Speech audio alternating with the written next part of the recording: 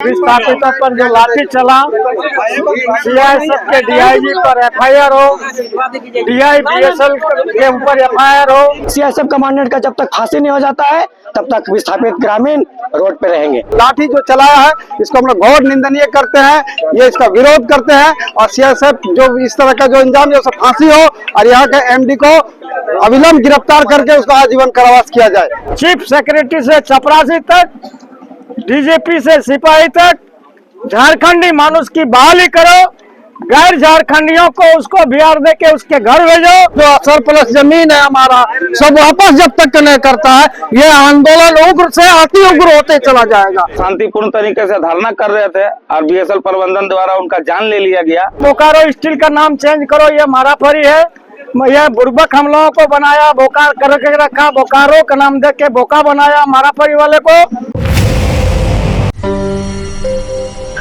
आज बीएसएल के विस्थापित गांव बालिडी में बोकारो बंदी के दौरान बीएसएल प्रबंधन सहित सीआईएसएफ का पुतला फूंका गया।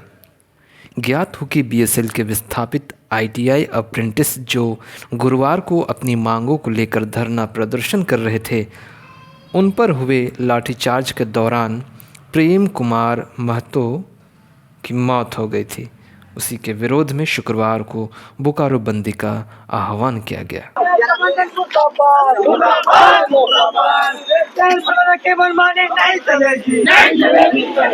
ये हमने के विस्थापित के आंदोलन है, विस्थापितों पर लाठी चल रही, हमार विस्थापित कई शहीद भेले, ओकर प्रोटेस्ट में है, ओकर विरोध में है।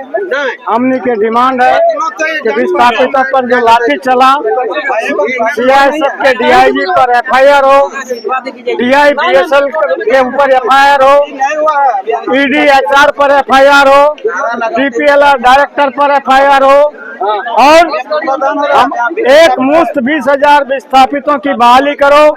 बहाली में 45 साल उम्र सीमा तय करो, सरप्लस जमीन अतिक्रमण मुक्त करके विस्थापितों को मुआवजा सहित वापस करो। ये हमारी मांग है।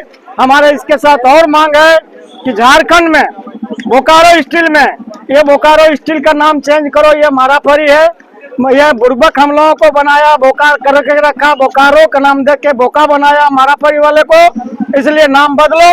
और झारखंड सरकार से मांग है कि जितने भी गैर झारखंडी बोकारो स्टील सहित झारखंड के अंदर हैं, चीफ सेक्रेटरी से चपरासी तक, डीजीपी से सिपाही तक झारखंडी मानुष की बहाली करो, गैर झारखंडियों को उसको बिहार दे के उसके घर भेजो, और नहीं तो यह आंदोलन और तीव्र होगा, आंदोलन और जब धारदार होगा, आर पार की लड़ाई होगी, फैसला जब तक होगा नहीं आंदोलन जारी रहेगा। अनिश्चित काल हम लोग नाकेबंदी करेंगे, बोकारो का पूरा सड़क जाम करेंगे जब तक विस्थापित को एक मुश्त 22,000 वैकेंसी नहीं होगा। और यहाँ के जितने भी बाहरी जितने भी सीआईएसएफ में बहाल है सो हम बीएसएल मैनेजमेंट से मांग करते हैं कि उसको निरस्त करके यहाँ के विस्थापितों को आप बहाल करिए, हर चीज में आप खलासी में बहाल करिए, सीआईएसएफ में बहाल करिए, जितने भी है जितने भी वैकेंसियां सबको विस्थापित को बहाली करिए। और ये लाठी जो चलाया है इसको हम लोग घोर निंदनीय करते हैं,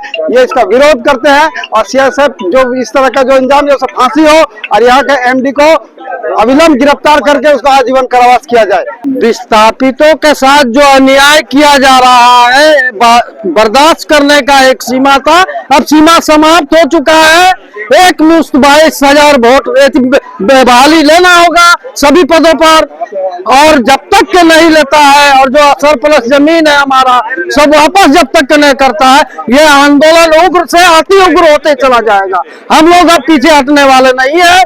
2 विस्थापितों को जान लिया गया है, सारे विस्थापित हम लोग जान देने के लिए तैयार है। अब हम लोग पीछे नहीं हटेंगे और पार की लड़ाई होगी, या तो हमारी मांगे मानो, नहीं तो प्लांट रहेगा या विस्थापित रहेगा।